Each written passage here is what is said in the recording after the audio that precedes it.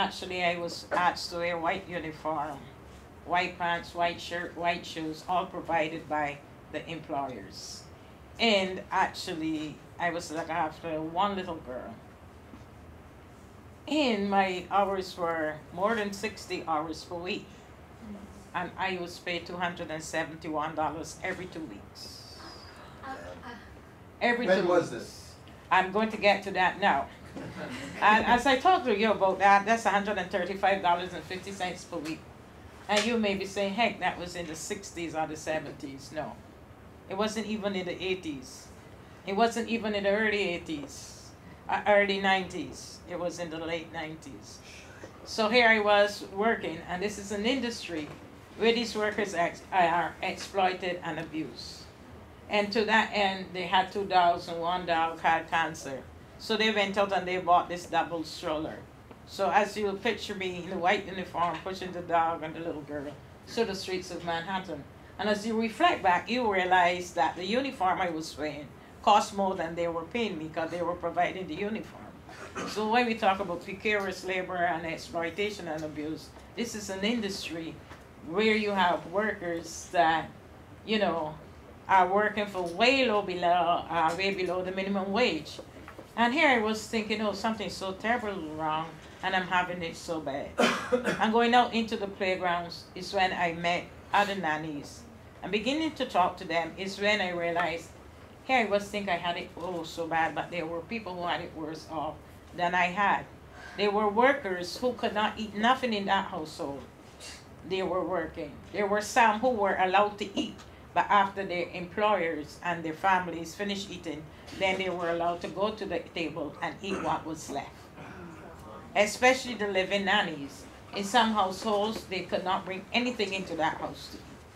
And you know, people, when you take the job, they say to you, you're part of the family. But I left that I left that industry wondering what part of the family I was. You know, because here I was working for these people, and I'm strategizing. So after joining Domestic Workers United, I decided we've got to do something more. So at that time, we took a look at the agencies, because many of the workers who migrated was being placed into these jobs to the agencies. It is then we discovered something had to be done, and we got the city councilwoman Gail Buer and the then Councilman Bill Perkins to draft a piece of city legislation. And that addressed the agencies and mandated that they give the employers and the workers job description. That was, if you can look it up, it is Local Law 33, better known as the Nanny Bill, and that was our first piece of victory in 2003.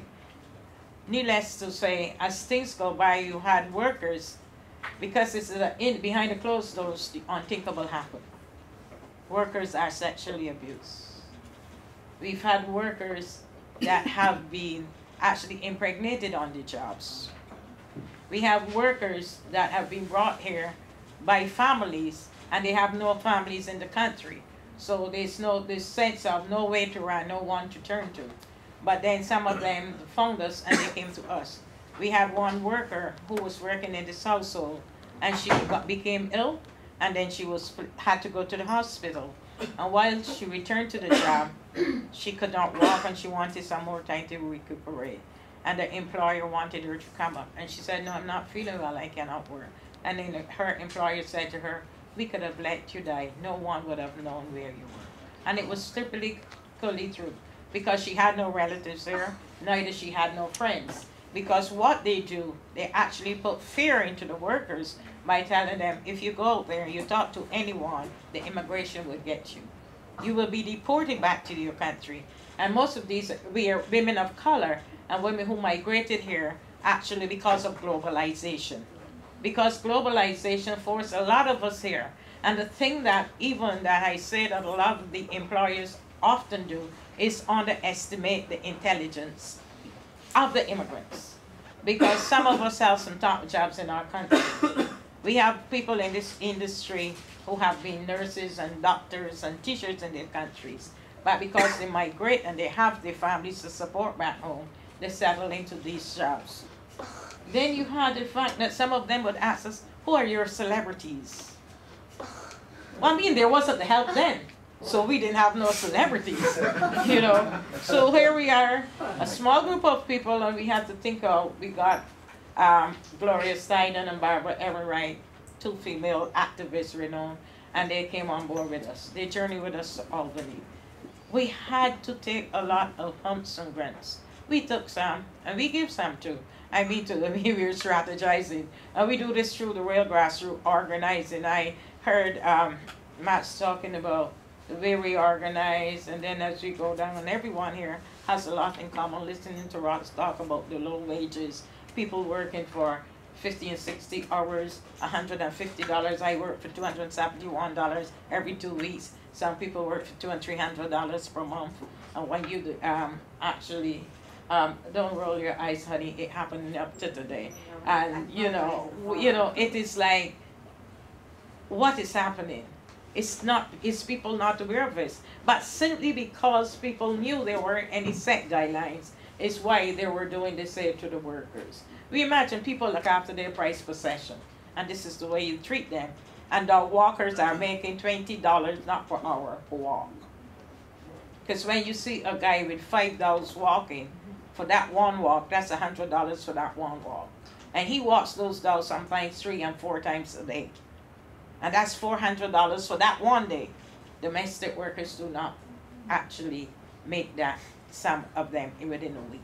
We had diplomats who bring people here and exploit them. And yet, so because of that, the diplomatic status is when they think that they can really get around with it. And I mean, when I think about these cases and hear workers talking about it, is when I actually gain more power to fight for this workforce. Not only for the domestic workers, for the working class people of this country. I actually moved from being, I did not follow my career in nursing. I became a full-time activist, full-time organizer, and outreach coordinator for Domestic Workers United. And I did it not only because of the money, but because something had to be done. There had to be some people standing up. So actually I became a voice for the voiceless. A voice for those who were afraid to speak out because the fear that was put into them. A voice for those people who were afraid because of the status within the country. And I was on the front line screaming and shouting and fighting, despite the fact that I was undocumented at that time. I mean, somebody's got to stand up for people. And I strongly stood up for what I believe in. I believe in justice, dignity, and respect for all working class people. Because we have been taken advantage of for too long. And the reason this has been happening is because we stood back and never went forward on the front line. And we have to, actually make that step forward. Fighting for the Domestic Workers Bill of Rights is not the end. We've gotten the Bill of Rights. We were able to have overtime for domestic workers after putting in 40 hours. They're now entitled to overtime at the rate of time and a half the regular rate. And why I say the regular rate is simply because some employers were paying the overtime, but they were paying it at the minimum rate, which is $7.25.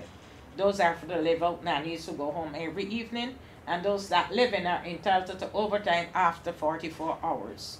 They have protection against discrimination, sexual harassment on the job. Another thing that we've gotten is 3 paid days off per year. This is after working with your employer for 1 year, you're entitled to 3 paid days off. This is not vacation. And this is something that unions have to negotiate, will have to negotiate for, but we do not. It is legislation.